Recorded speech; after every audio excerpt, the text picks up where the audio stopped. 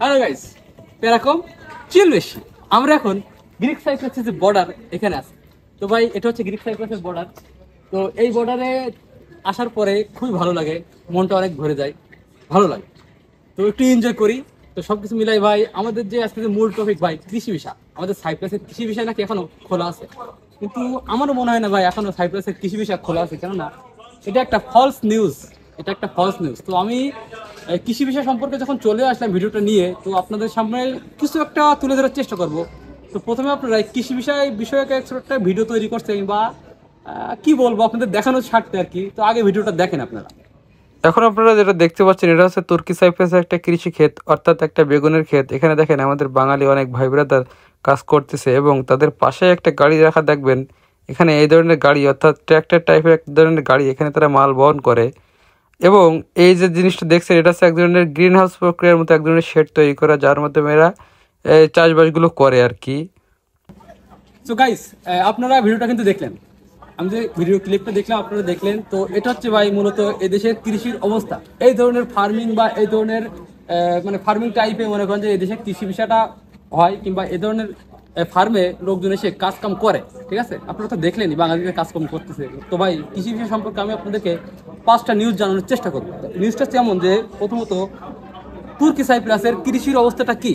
ভাই তুর্কি সাইপ্রাসের কৃষি অবস্থাটা খুব একটা ভালো না। ঠিক আছে, কেননা ভাই গ্রিক সাইপ্রাসটা একটা কৃষি প্রধান দেশ, কিন্তু তুর্কি সাইপ্রাস কোনো কৃষি প্রধান দেশ না।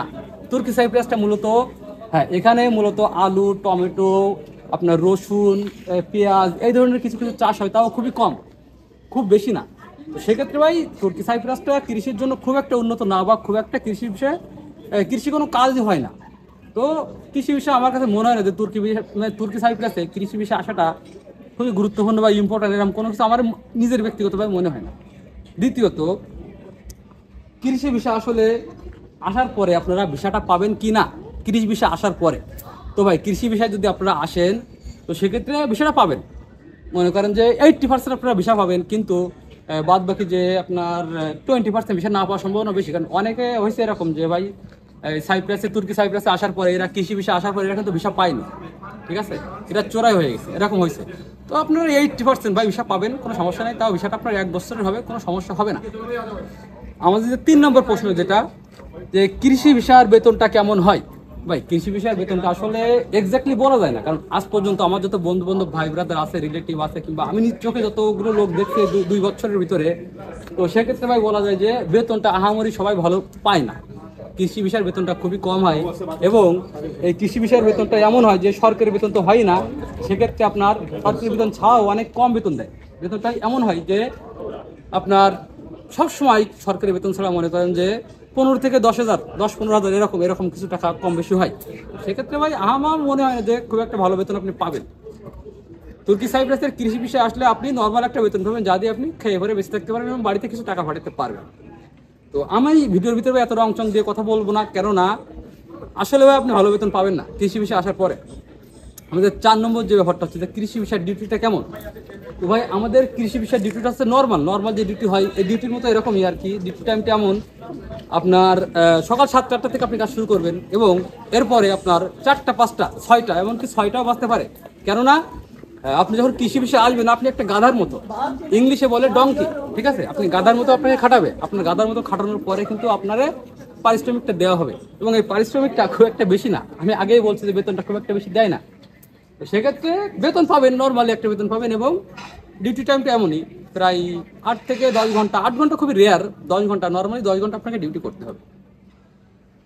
আমাদের সব লাস্ট যে কোশ্চেনটা হচ্ছে যে কৃষি বিষয়ে আসার পরে আপনি কাজ চেঞ্জ করতে পারবেন কিনা। ভাই কৃষি বিষয়ে আসার পরে তুর্কি সাইপ্রাসে একটা নিয়ম করছে এমন যে আপনি যে কোম্পানির পারমিট নিয়ে আসবেন, আপনাকে সেই কোম্পানির কাজই করতে হবে। এবং আপনি যদি কাজটা পরিবর্তন করতে চান, সেক্ষেত্রে আপনার সময় দিতে হবে 1টা বছর। 1টা বছর পরে আপনি যে কোনো একটা কোম্পানিতে যাবেন, কিন্তু সেম কাজ হইতে হবে। ঠিক আছে, অর্থাৎ আপনি কৃষি বিষয়ে আসলে আপনার কৃষি কাজ, কনস্ট্রাকশন বিষয়ে আসলে কনস্ট্রাকশন কাজ। তো এই নিয়মটা ভাই আমি এখনো কনফার্ম হয়নি যে আসলে এটা কনফার্ম কিনা। এই নিয়মটা আমি এখনো কনফার্ম হয়নি, বা কাউকে এখনো দেখিনি এই ধরনের বিপদে পড়তে। তো আমার মনে হয় এখনো এই নিয়মটা চালু হয়নি, তবে যে কোনো মুহূর্তে চালু হতে পারে, যেহেতু নোটিশ জারি হয়ে গেছে। ঠিক আছে, তো যে কোনো মুহূর্তে এটা কার্যকর হইতে পারে। যদি এটা কার্যকর হওয়ার পরে আপনি আসেন, সেক্ষেত্রে ভাই আপনার কৃষিকাজে আসলে কৃষিকাজই করা লাগবে। আপনি কোম্পানি চেঞ্জ করে অন্য কোনো জায়গায় যেতে পারবেন না। আর যদি মনে করেন যে আপনি ইউনিয়নটা চালু না হয় বা কার্যকর না হয়, সেক্ষেত্রে আপনি খুব রিল্যাক্সে অন্য একটা কোম্পানিতে যে কোনো কাজে আপনি যাইতে পারবেন এবং কাজটা করতে পারবেন। তো আমরা আজকে ভাই তুর্কি সাইপ্রাসের থেকে যে বর্ডার সাইডটা গ্রিক সাইপ্রাসের, এখানে একটা ভিডিও করলাম আপনাদের জন্য। এবং আপনারা আরও একবার দেখেন যে গ্রিক সাইডটা আসলে কেমন হয়। এটা হচ্ছে গ্রিক সাইড। তো এই গ্রিক সাইডের গেটের সামনে দাঁড়ায়, এটা হচ্ছে সব থেকে বড় সাইট, লেপকোষার সব থেকে বড় সাইট। আর আমি এর আশপাশেই থাকি। তো এখানে ভিডিওটা করলাম। তো সবকিছু মিলায় আল্লাহ হাফেজ, বাই বাই।